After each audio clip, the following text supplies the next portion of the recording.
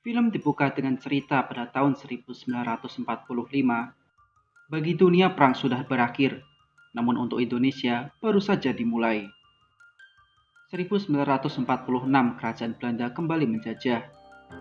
Sementara Jenderal Sudirman terkapar sakit paru-parunya, memimpin perang dari tandunya. Juni 1947, Van Mook memerintahkan serangan dan menggiring tawanan ke kem-kem. Sekali lagi Belanda menjadi raja dari Hindia. Kemudian cerita berlanjut saat Mayor Van mengendarai mobil melewati perbatasan. Saat sampai di perbatasan, rupanya Dayan mengawasi dari belakang dengan pistolnya. Karena tak ada yang mencurigakan, akhirnya Mayor Van pun diperbolehkan melanjutkan perjalanan. Sementara Melati dan Senja yang telah tertangkap dipekerjakan sebagai pemetik kopi bersama seorang wanita bernama Lastri. Namun Senja kurang begitu suka dengan pekerjaan itu, karena dulunya ia merupakan anak dari kepala perkebunan. Mendengar obrolan mereka bertiga, tentara pengawas itu pun menghampiri Senja dan akan memperkaosnya jika ia tidak suka dengan pekerjaan itu. Lastri yang mencoba mencegah hal itu pun malah jadi sasaran amukan pengawas tentara. Dan sebagai bonus, ia pun malah diperkaos. Senja yang mendengar rintihan itu hanya bisa ketakutan di pelukan Melati. Sementara Marius dan Amir yang menyamar sebagai tentara Belanda pun mencoba melewati perbatasan. Namun di situ para petugas meminta untuk melihat barang bawaan Marius. Segera saja ia memberikan kode kepada Dayan untuk bersembunyi. Dirasa tidak ada apa-apa, mereka berdua pun dipersilakan lanjut. Setelah itu, Dayan yang tengah menunggu Mayor Kencing pun diminta untuk menutup celananya, karena takut kerannya menyiram ke angkasa. Saat ditali dan mengobrol dengan pejuang lainnya, ia baru sadar ternyata Mayor Van telah kabur, dengan mengambil pisau di perutnya tadi. Film pun baru saja dimulai. Setelah itu, terlihat pakaian Lestari yang acak-acakan, akibat dipaksa ngaduk semen dengan dua tentara sekaligus. Sesampainya di kamp para pekerja, Senja mengeluh kepada Melati karena sama sekali tak ada yang datang menyelamatkan mereka. Namun sesaat pertanyaan itu dijawab seseorang di sampingnya. Rupanya itu adalah Thomas yang tengah menyamar. Segera ia menyandera pengawas yang tengah masuk ke dalam, kemudian menjadikannya tameng untuk kabur. Mayor Van yang melihat hal itu memberikan kesempatan kepada Thomas untuk melepaskannya dalam waktu 3 detik. Namun belum sempat menuntaskan perkataannya, tiba-tiba muncul truk bantuan Amir CS yang langsung menembaki musuh. Melihat kesempatan itu, segera Thomas CS naik truk kemudian kabur. Hingga saat bahan bakar mereka habis, akhirnya mereka menyusuri hutan untuk berlindung. Di situ Amir mempunyai rencana untuk melewati perbukitan agar bisa menemui pasukan Jenderal Sudirman. Merasa sakit hati telah diperkaos, Lastri yang seorang player PUBG pun dengan mudahnya menembak sandera mereka. Setelah semua tertidur, Lastri yang memutuskan untuk pergi pun dipergoki oleh Senja. Namun hal itu sama sekali tak berpengaruh pada keputusan Lastri untuk tetap pergi. Kemudian kita diajak melihat masa lalu Senja dan Surono, di mana dulu kedua orang tua mereka dicap bersekongkol dengan Belanda. Hingga saat pendemo berhasil masuk ke rumah, dengan mata kepalanya sendiri ia melihat kedua orang tuanya disiksa kemudian dibunuh.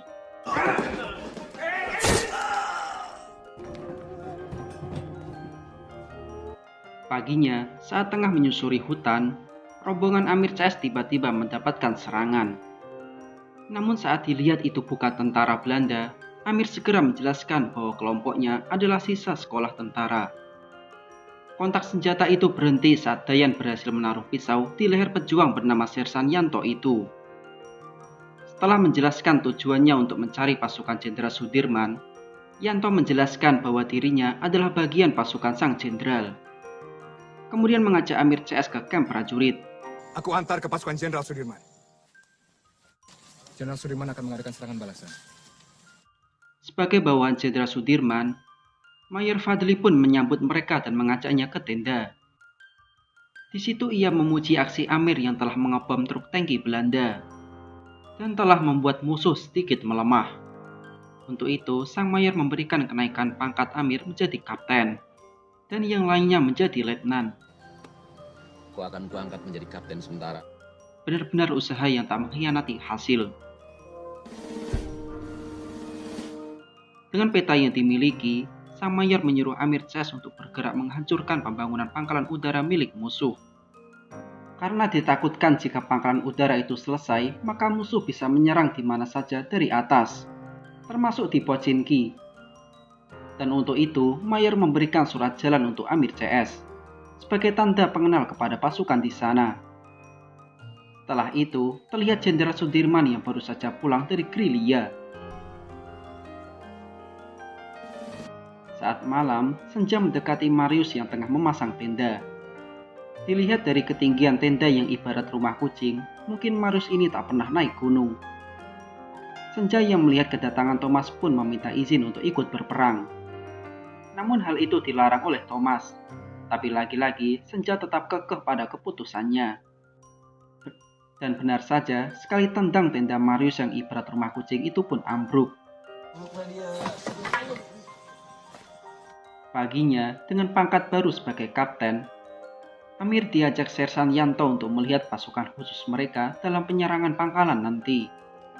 Di situ Budi yang merupakan pasukan terbaik pun diberi pertanyaan oleh Amir, yaitu tentang 5 petunjuk besar Jenderal Sudirman.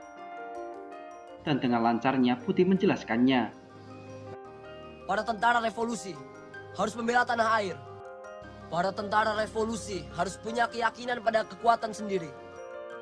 Para tentara revolusi harus berjuang hingga titik darah penghabisan. Para tentara revolusi harus melawan siapapun yang mencoba menguasai kita. Dan para tentara revolusi harus menegakkan disiplin angkatan bersenjata, baik fisik maupun moral. Setelah menyediak pasukan, Kapten Amir pun memerintahkan pasukan Yanto untuk bersiap dalam waktu 2 jam. Tapi rupanya jam karet memang selalu kenyataan. Bilangnya OTW, tapi sampai setengah jam pun pasukan Sersan Yanto belum juga datang. Sesaat datang Melati yang mengabarkan bahwa Senja telah hilang dari camp. Amir yang mendengar itu pun tak ambil pusing, karena fokusnya cuma penyerangan pangkalan udara musuh. Kemudian datanglah pasukan Sersan Yanto dengan pakaian penyamarannya. Pasukan pun disiapkan untuk berangkat. Rupanya mereka tak sadar di antara pasukan itu terdapat Senja yang tengah menyamar.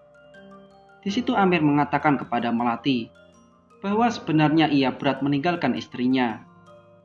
Tapi sekali lagi, keamanan negeri tercinta ini adalah nomor 1. Akhirnya Melati memberanikan diri untuk mengatakan kepada Amir bahwa ia tengah hamil seorang anak laki-laki. Hidup dan mati sudah menjadi 2 pilihan yang harus mereka terima nantinya. Singkat cerita, di sela-sela istirahat Kapten Amir didatangi Sersan Yanto yang mengatakan sesuatu. Di situ ia mendengar kabar bahwa informasi dari gerakan mereka telah bocor ke telinga musuh. Yanto pun sempat mencurigai anak buah Kapten Amir, di mana mereka mempunyai latar belakang yang berbeda-beda. Dayan yang seorang Hindu, Thomas seorang Kristiani, dan Marius anak pedagang kaya di Jakarta. Namun hal itu segera ditepis oleh Amir, dengan alasan perjuangan mereka saat menghancurkan mobil bahan bakar musuh. Namun saat mereka melanjutkan perjalanan, tiba-tiba musuh sudah berada di tengah jalan. Seketika terjadilah kontak senjata. Mari kita berjuang!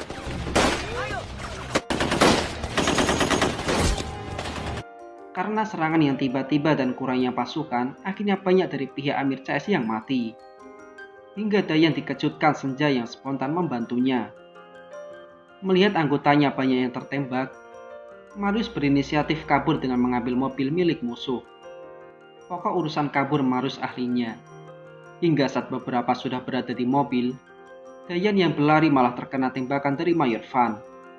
Dirasa situasi tak memungkinkan untuk terus menyerang, Amir memutuskan untuk menginjak kaki Marius yang berada di gas mobil, meninggalkan Dayan yang tertangkap. Setelah cukup jauh, Amir mempunyai rencana agar salah satu dari mereka mengendarai mobil untuk mengelabui musuh. Yanto pun berkenan untuk melakukan hal itu. Di situ Amir berpesan jika Yanto selamat, maka mereka akan bertemu di pasar. Tapi jika ia gagal, Amir memberikan pistol sebagai tanda agar Yanto bunuh Dirman ketika tertangkap. Mereka! Mereka! Tapi saat di perjalanan, mereka berlima dikagetkan suara tembakan.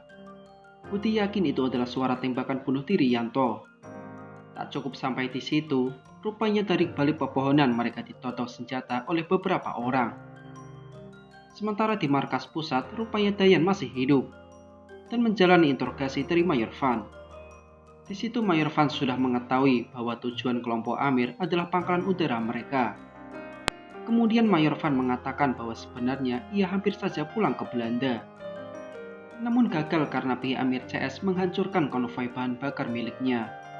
Mendapat tawaran untuk bersekongkol dengan mereka, Dayan tetap kekeh pendiriannya pada kemerdekaan Republik ini. Kami cinta semua yang ada di sini. Sementara Amir CS yang tertangkap pasukan pria bernama Rashid ini pun kemudian dibawa ke sebuah perkampungan. Di situ mereka dihadapkan oleh pemimpin desa yang merupakan seorang kiai. Di situ Amir meminta agar dibebaskan dan mereka akan menghancurkan musuh. Mendengar hal itu, Pak Kiai menasihati agar Amir tak menyombongkan diri dan tetap tenang. Setelah bernegosiasi cukup lama, Pak Kiai memutuskan untuk menyandera Amir CS. Sementara dirinya akan beristiqoroh. Saya perlu istihoroh. Dayan sendiri terus mengalami siksaan. Hingga tiba-tiba ia dikagetkan dengan kemunculan Yanto. Ternyata Yanto adalah serigala berbulu domba di pasukan Amir. Di situ Yanto menjelaskan alasannya menjadi pengkhianat. Ia berkata sudah bosan hidup susah, dan dengan menjadi antek Belanda, segala kemewahan pun kini ia miliki. Dayan yang mendengar hal itu pun tak henti-hentinya mengumpat. Dengan harta, kekuasaan. Sementara saat Amir dihadapkan ke Pak Kiai, ia heran saat melihat rangkaian bom di depannya. Di situ Pak Kiai meminta agar Amir mengembalikan bom itu kepada Belanda. Yang pasti bukan sekedar mengembalikan, tapi harus ada seninya.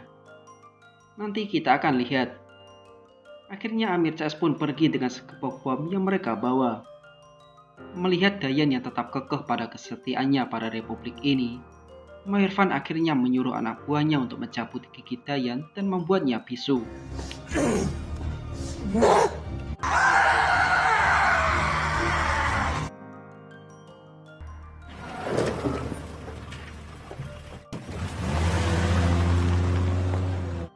Sesaat muncul seorang wanita yang mendekatinya, dan ternyata itu adalah Lastri, dan membawanya ke rumah untuk diobati.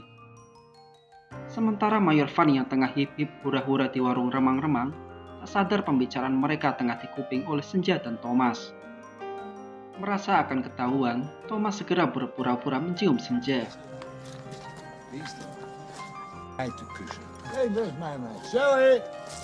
Karena paham bahasa Belanda, Senja berinisiatif memberikan informasi tadi kepada Amir. Tapi sebelum itu, sesampainya di rumah persembunyian, Senja langsung mengatakan informasi itu kepada Amir.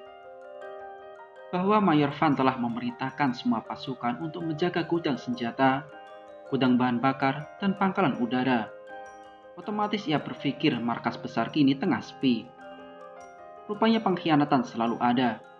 Asep yang merupakan kawan seperjuangan Rashid ternyata seorang pengkhianat. Di situ ia pergi ke markas dan meminta agar Mayor Van menemuinya di pasar. Sementara Dayan yang telah sadar pun dihampiri oleh Lastri dan mencoba menenangkannya. Kita sudah cukup banyak berkorban. Saat Mayor Van berada di pasar, ia dihampiri beberapa bocil untuk meminta uang. Mungkin kalau bocil sekarang uangnya sudah dipakai buat top up FF. Di sisi lain, Rashid yang tengah menyamar sebagai pengemis pun mendekati Asep dan membunuhnya. Rupanya ia telah tahu kalau si Asep ini seorang pengkhianat. Thomas dan Putih pun segera menyusup menjalankan rencananya. Kemudian disusul Rashid di belakang. Segera saja ia memasang bom di beberapa ruangan. Namun saat Putih tengah melihat situasi, ia kepergok musuh. Seketika kontak senjata pun terjadi.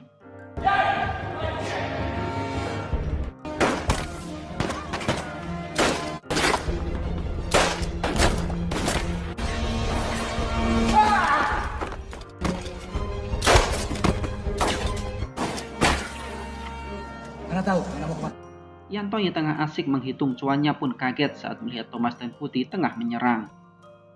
Melihat Yanto yang tengah disandra, segera mereka bertiga menolongnya.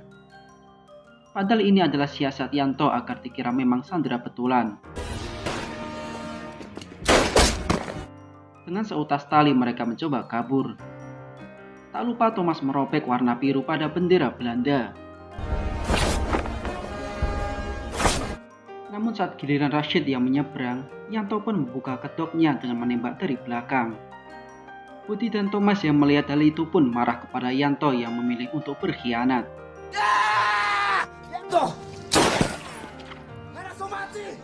Setelah Putih dan Thomas pergi, pengkhianatan Yanto pun dibayar kontan dengan bom di ruangan yang ia masuki.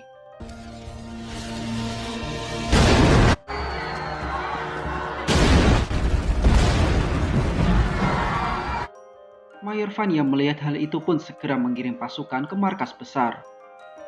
Sementara Dayan yakin bom itu adalah hasil perjuangan teman-temannya.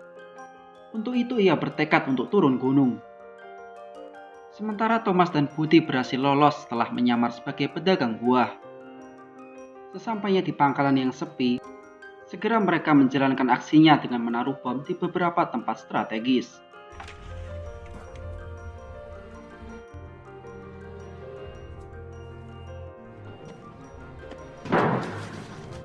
Namun tak berlangsung lama, pergerakan mereka pun ketahuan sang mayor. Akhirnya baku tembak tak dapat dihindarkan.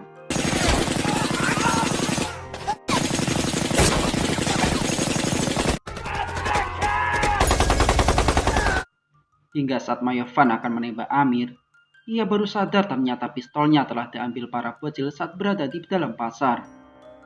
Dan saat Amir akan menembak sang mayor, tiba-tiba muncullah ledakan pertama buatan Thomas.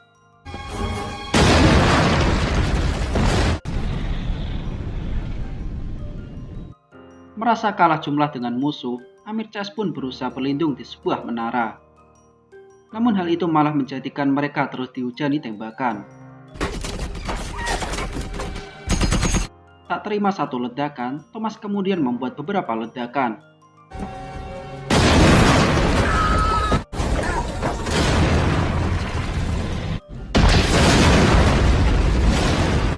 Di antara mereka semua, Mariuslah yang masih bersih pakaiannya. Melihat Thomas terkapar tak berdaya, Senja langsung mengajaknya masuk menara. Amir yang sadar mereka berdua berada di menara yang ada bom, kemudian berusaha untuk mengambilnya. Namun sialnya, ia malah tertembak kakinya. Dan kini saatnya Marius terjun. Thomas yang awalnya senang melihat tindakan Marius, seketika dibuat jengkel saat melihat temannya itu malah mundur.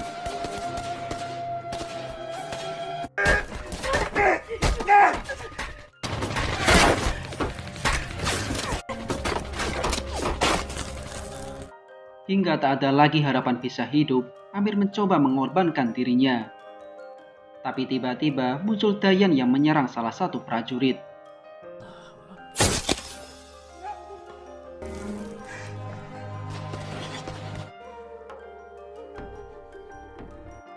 Seketika ia pun mampu membalikan keadaan. Perasaan mereka pun lega saat melihat bantuan datang. Dan tak hanya itu, rupanya Marius mundur untuk menjalankan pesawat. Thomas yang melihat si Ujang kampret mengendalikan pesawat hanya bisa kegirangan. Untungnya mereka berhasil keluar menara sebelum terlambat.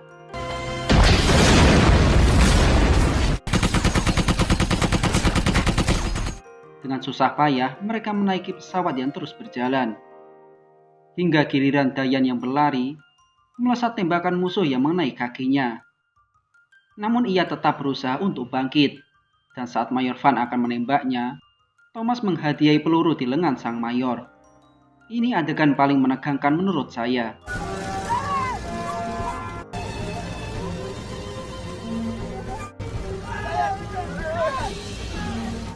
Akhirnya mereka berhasil selamat dan pesawat pun lepas landas. Saat meratapi kekalahannya, Mayor tersadar ketika melihat rangkaian bom di dekat tangki bahan bakar. Dan